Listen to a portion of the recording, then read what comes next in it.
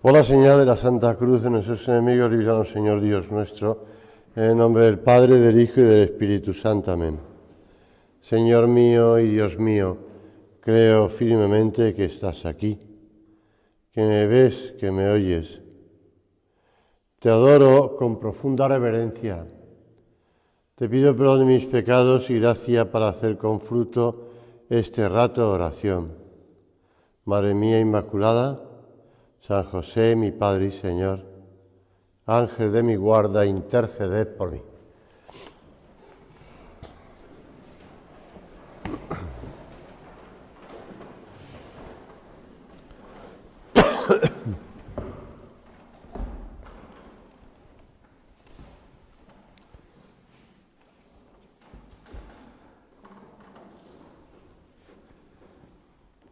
La resurrección de Cristo es para nosotros motivo de esperanza, porque sabemos, como dice San Pablo, que si Cristo no ha resucitado, vana es nuestra fe.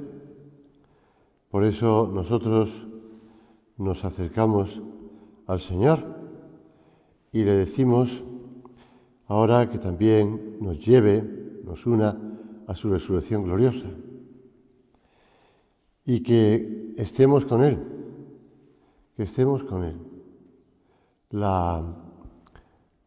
El hecho de la resurrección, ya decía el otro día, no es simplemente algo constatable porque una persona estaba dentro del sepulcro cuando Cristo resucitó y hay mucha gente que le vio, sino que la realidad está en que fueron testigos de ver a Cristo resucitado. Tantas personas le vieron después de su resurrección gloriosa. Se reza cada año en la liturgia romana, durante la octava de Pascua, Surrexit Christus spes mea. Ha resucitado Cristo, mi esperanza. Por eso, como nos recordaba el Papa Francisco, en Jesús resucitado, la vida ha vencido a la muerte. Esta fe pascual alimenta nuestra esperanza. Y es una esperanza que no defrauda. No es una ilusión, es una esperanza. La palabra esperanza tiene su raíz en el verbo latino sperare, esperar. Cuando se espera algo o alguien es porque se tiene la esperanza de que ese deseo se verá colmado. Pero aguardar exige paciencia. Y es quizá esta una de las virtudes que más salen a relucir en estos días de la Semana Santa, ¿no? De la paciencia. La paciencia sabiendo que ese Cristo, por ejemplo, hay un pintor barroco español de Sevilla, Murillo, que posee muchas representaciones de Cristo y de su Madre Santísima. Entre otras pintó varios exeomos, que muestran a Jesús con el torso desnudo, cubierto solo por un manto de púrpura y coronado de espinas. En algunos de ellos aparece maniatado y sujetando con la mano derecha esa caña, ese cetro que los soldados romanos le han ofrecido entre burlas, y él está mirando hacia el suelo. Es una mirada de compasión. Por eso, algunos de ellos se llama el Cristo de la paciencia. El Cristo de la paciencia, porque está paciente, es decir, está esperando. Está esperando que digamos, morir para resucitar. Quizá lo que más nos hace temer es un futuro incierto, después de todos los acontecimientos que estamos viviendo en los últimos años, ¿no? Que si la pandemia, que si la guerra de Ucrania, que si la guerra de Israel o de Gaza, como queráis, que si ahora pues los aranceles y los distintos, pues uno dice, pues aquí esto es un desastre, ¿no? Aquí no hay nada que hacer. Ya pues se ve que o es una o es otra, y la economía fatal, y el empleo fatal, y la salud fatal, y la inseguridad fatal, y ahora hay que prepararse para una posible guerra europea, armamentística y no sé cuánto.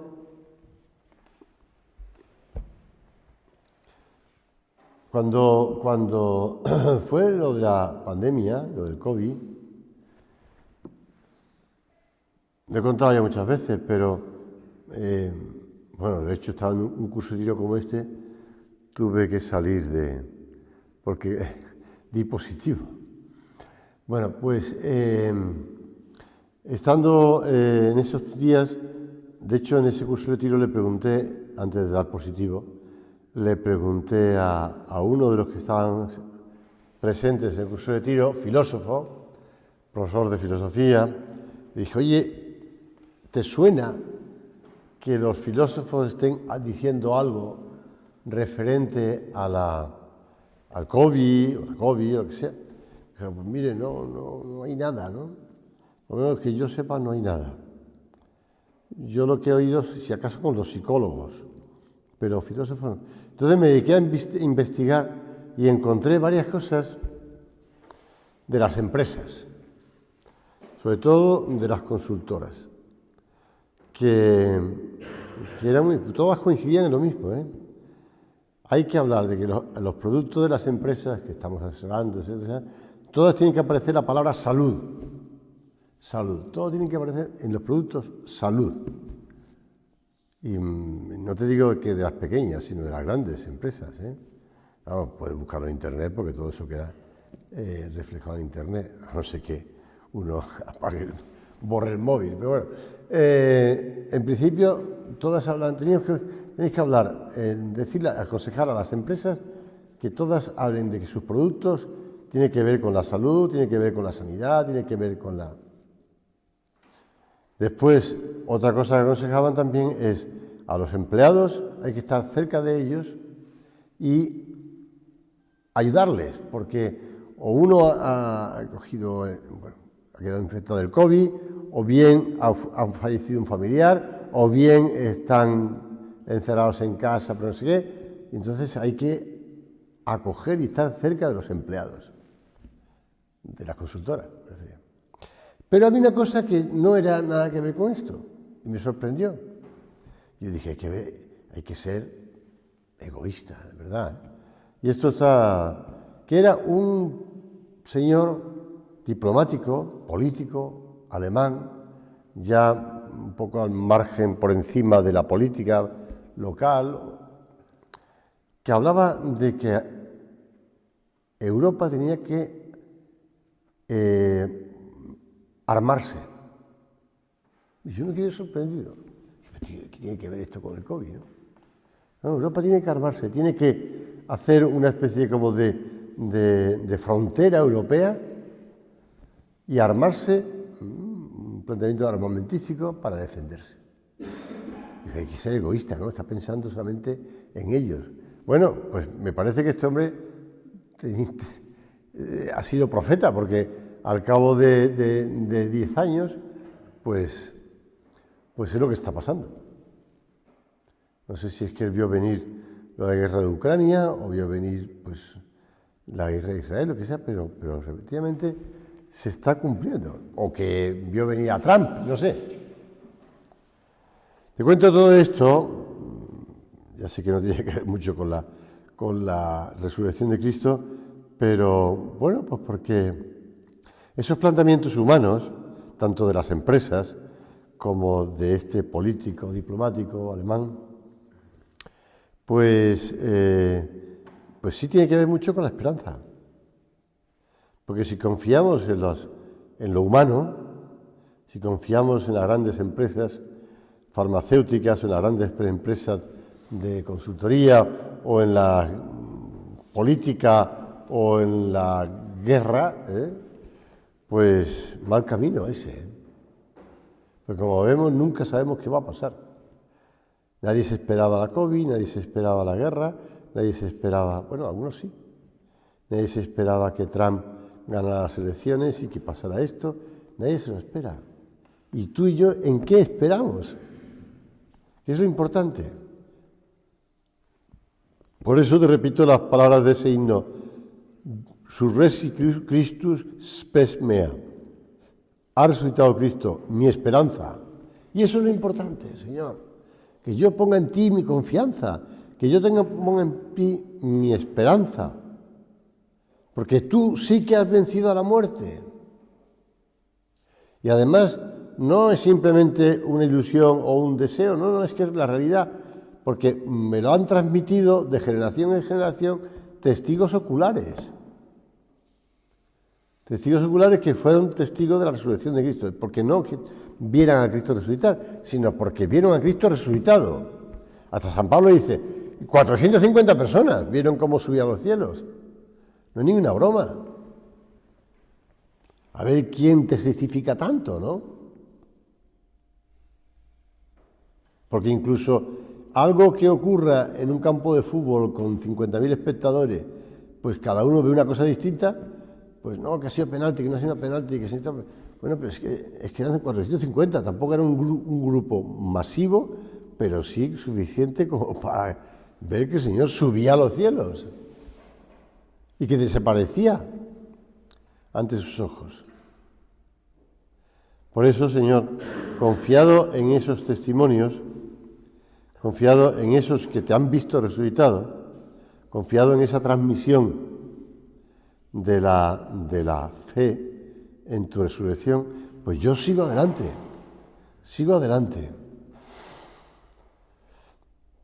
Por eso San José María en Surco escribe, un remedio contra esas inquietudes tuyas, esas que tenemos ahora, Señor, que a veces nos surgen, que a veces nos vienen, esas inquietudes tuyas. 2 puntos, tener paciencia, rectitud de intención y mirar las cosas con perspectiva sobrenatural. Tener paciencia. Paciencia. Es difícil, a veces tener paciencia, porque enseguida pues ya nos ponemos nerviosos, o porque no se han hecho las cosas como hay que hacerlas, o porque no ha ocurrido esto que yo esperaba, o porque... Tener paciencia. Después, rectitud de intención. Esto es muy importante. No buscarnos a nosotros mismos, sino eso se ve con los niños. Los niños suelen ser impacientes. Los niños son impacientes, es decir, quieren las cosas ya y quieren hacer ya las cosas, enseguida, conseguirlas. Yo lo compruebo y además no deja de sorprenderme, porque evidentemente yo estoy rodeado de niños que son educados, que han sido muy bien educados o que siguen siendo educados por sus padres, es decir, que son niños educados. Pero basta, en el colegio hay una costumbre que yo no sé de dónde viene, que cuando un chico de primaria, por ejemplo, sobre todo los mayorcitos, celebra su cumpleaños, pues van con una caja de bombones o lo que sea, galleta de chocolate, lo que sea, y van pasando por las clases ofreciéndose al profesor. Entonces el profesor pues, lo felicita tal, y toma un bombón o no. A mí habitualmente me pasa eso cuando estoy dando catequesis, con lo cual pues un equipo de 5 niños ven como llega o me encuentro en el pasillo con un alumno que viene acompañado de otro que le defiende la caja, no vaya a ser que los demás la asalten, van 2, uno con la caja y el otro le defiende. Bueno, pues va con la caja y entonces cuando me ven, pues me ofrece un bombón. Y en ese momento los 5 chicos del equipo de catequesis, o equipo que están en ese momento de catequesis, empiezan a pedirle el bombón a mí. Y alguno incluso intentó meterle las manos en el bolsillo de la sotana, cogerme el bombón. Digo, ¿de qué vas? ¿Me lo ha dado a mí? Dame el bombón, dame el bombón, dame el bombón. Me gusta el bombón, quiero el bombón. Oye, para, tío, no te voy a dar. Y nada más que por hablar, no te voy a dar el bombón. Y a ninguno se lo doy, claro, evidentemente. Después ya como que quiero el bombón, a lo mejor se lo doy a una de secretaría, que está allí, la pobre que me aguanta todas mis pesadeces. O bien, pues, no sé, o me lo como yo, me da igual. Pero yo no se lo doy. Entonces, los niños quieren las cosas ya. Y además, no sé por qué quieren todos un bombón. ¿Qué pasa? ¿Que nunca han comido un bombón o qué? Pues nada. Entonces, oye, paciencia, no te voy a dar el bombón. ¿Por qué no me das el bombón? Porque me da gana. Punto. Primer motivo. Segundo, porque se lo podía dar a cualquiera de vosotros y no se lo voy a dar a ninguno. Y más motivos. Pero bueno, también porque me parece que no tienen que ser caprichosos. Pero, bombón, ¿por qué un bombón? Te cuento esto porque los niños son impacientes. Los niños quieren las cosas ya. Los niños están, y como decía un pedagogo, además lo he leído, un filósofo pedagogo de la Universidad de Navarra, Leonardo Polo, dice, los niños siempre están inquietos. No intentes calmarlos. Lo que tienes que hacer es darle una acción o algo que hagan para que sigan inquietos en esa acción buena que te interesa.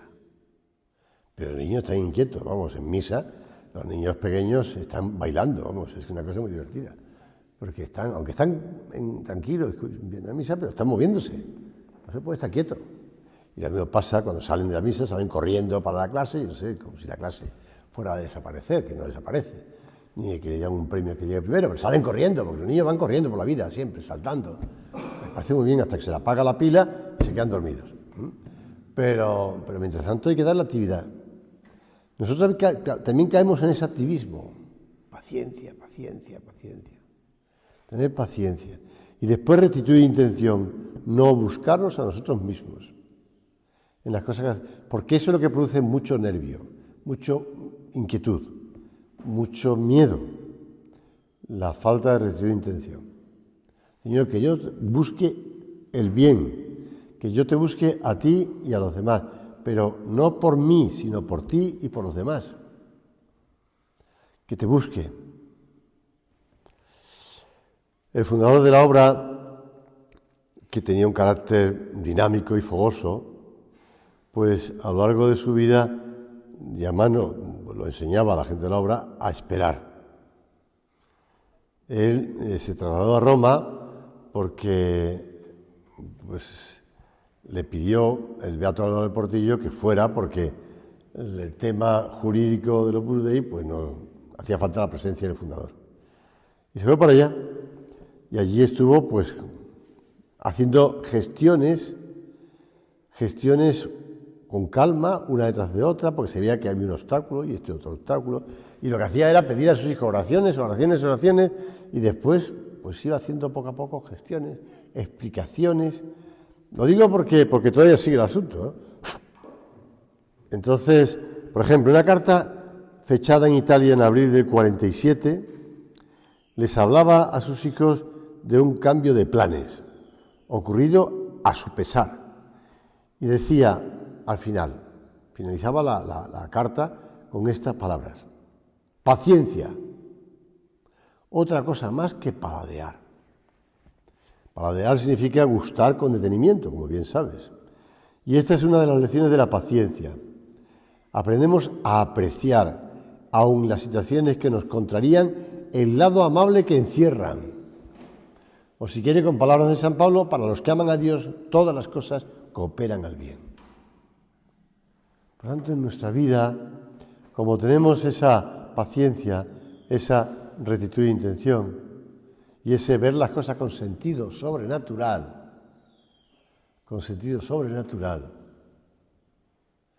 los apóstoles, después de enterrar a Jesús, bueno, y antes, ya durante la pasión, estaban tristes, estaban asustados, estaban escondidos por miedo a los príncipes de los judíos. ¿Cuántas veces el Señor les dijo que iba a resucitar al tercer día? No terminaban de enterarse.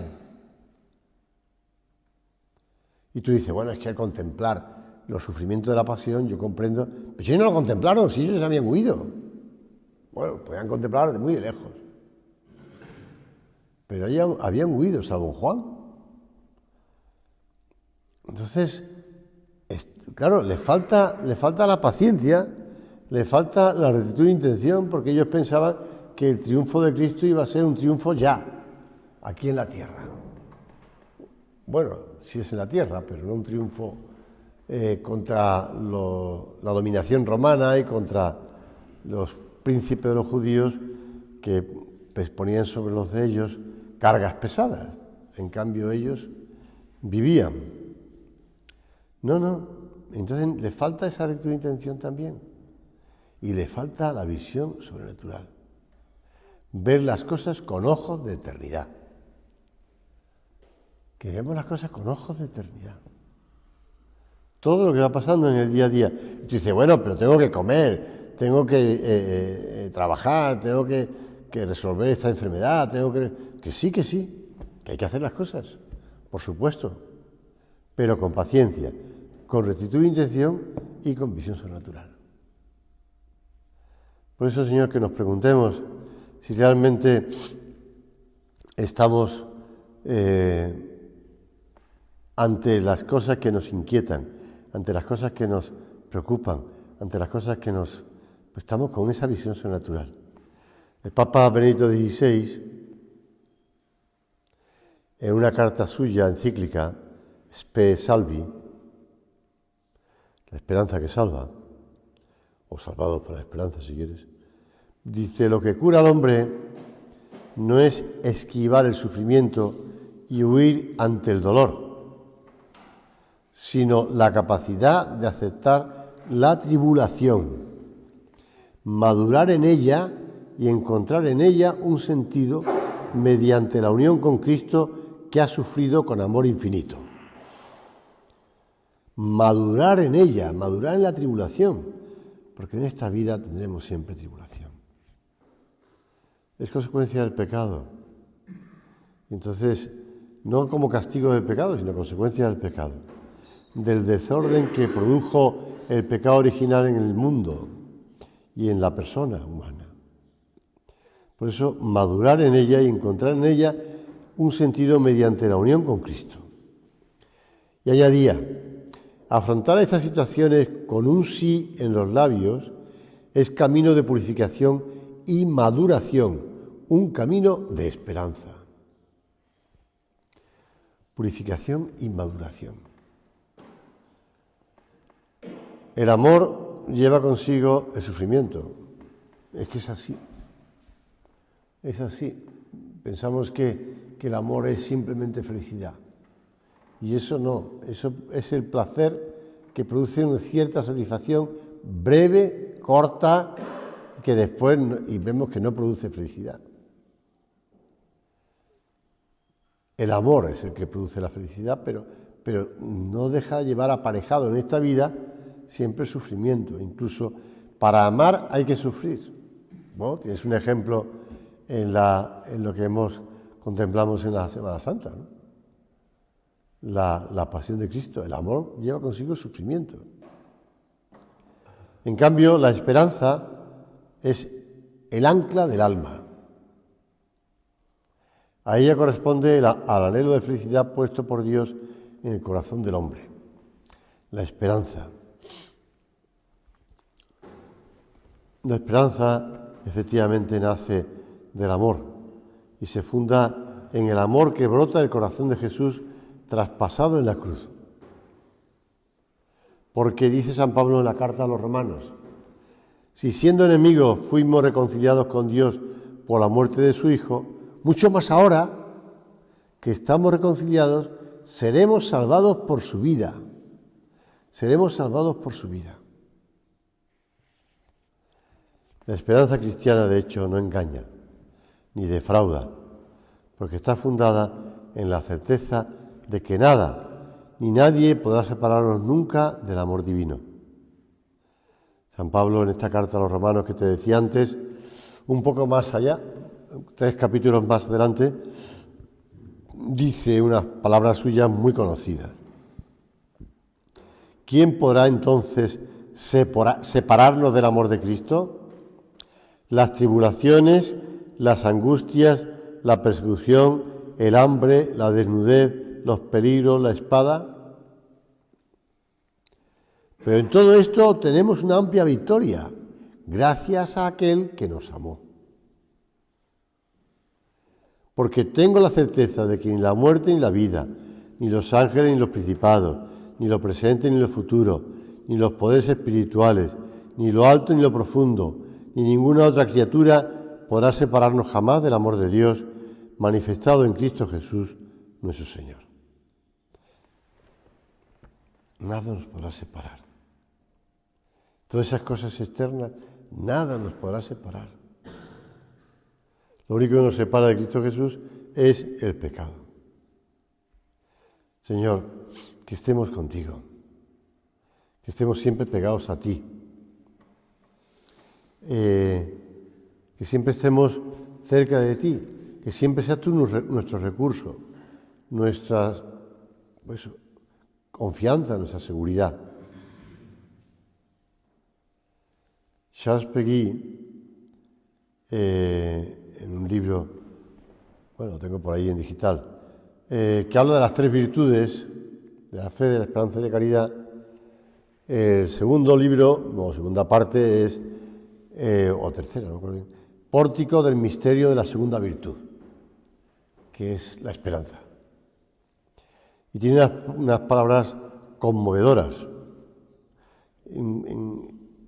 Y además las pone en boca de Dios, como si Dios hablase de la esperanza. Y dice así, el párrafo que tengo aquí escrito: la esperanza, dice Dios, sí que me sorprende. Porque ha dicho que la fe, que ha construido grandes catedrales, la caridad, que ha construido grandes hospitales y grandes cosas, pero la esperanza, dice Dios, sí que me sorprende. A mí mismo sí que es sorprendente que esos pobres niños vean cómo pasa todo eso y crean que mañana irá mejor. Que vean cómo pasa eso hoy. Los niños somos nosotros, los adultos, no hay que creer que son. Que vean cómo pasa eso hoy y crean que irá mejor mañana en la mañana. Sí que es sorprendente y seguro la más grande maravilla de nuestra gracia. Y yo mismo me quedo sorprendido. Te lo he escrito o te lo he contado porque también a mí me llamó la atención el modo de hablar que pone Péguy en boca de Dios, ¿no? Que el mismo Dios se sorprende de la esperanza de los hombres. Porque sabe que somos muy pequeñas cosas, que somos muy débiles. Pero sí, le sorprendemos al Señor con nuestra confianza, con nuestra esperanza, con nuestra seguridad en Él. Con esa seguridad de saber que el Señor está con nosotros, que siempre nos va a acompañar, que siempre va a estar seguro de nosotros. Que siempre sabe que, Señor, tú sabes que estás con nosotros. Esta anécdota no sé dónde la saqué, pero ya es antigua, claro. El obispo de Imola, cardenal Mastai, a pesar de su bondad y dulzura, también tenía algún que otro enemigo. Uno de estos era el alcalde de la ciudad. La esposa del regidor, buena cristiana, se hallaba abrumada por esta espinosa situación, porque estaban peleados, entre comillas, el alcalde y el obispo. Estando en estado de buena esperanza, pensó que tal vez sería posible una reconciliación si el obispo aceptaba ser el padrino de bautismo del hijo que esperaba. E hizo la propuesta al obispo. Monseñor Mastai aceptó de buen grado. Días después, en un acto oficial, coincidieron el obispo y el alcalde. El primero aprovechó la oportunidad para felicitar al segundo por su próxima paternidad y le dijo: reciba usted mi enhorabuena, señor conde. Se ve que era el conde. Ayer su esposa me comunicó la buena noticia. Vuestra familia se verá aumentada dentro de poco con un nuevo vástago.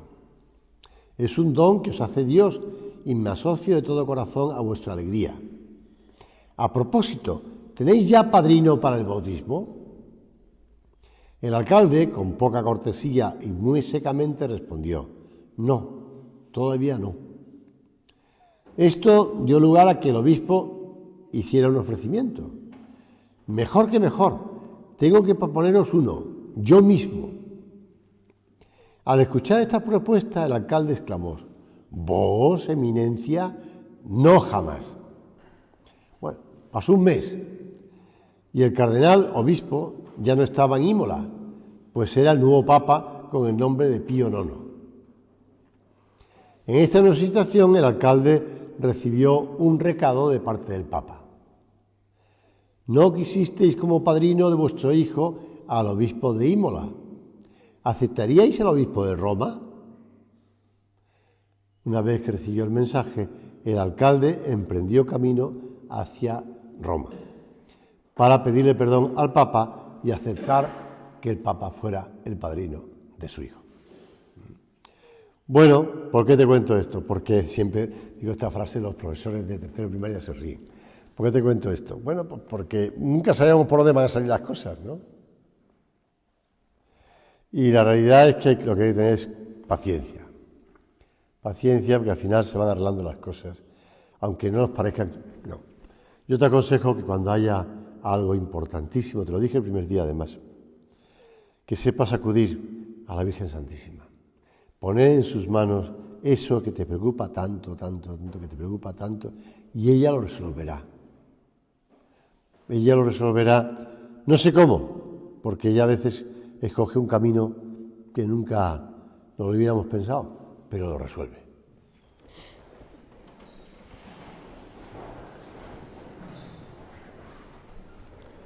Te doy gracias, Dios mío, por los buenos propósitos, afectos e inspiraciones que me has comunicado en esta meditación. Te pido ayuda para ponerlos por obra. Madre mía Inmaculada, San José, mi Padre y Señor, Ángel de mi guarda, interceded por mí.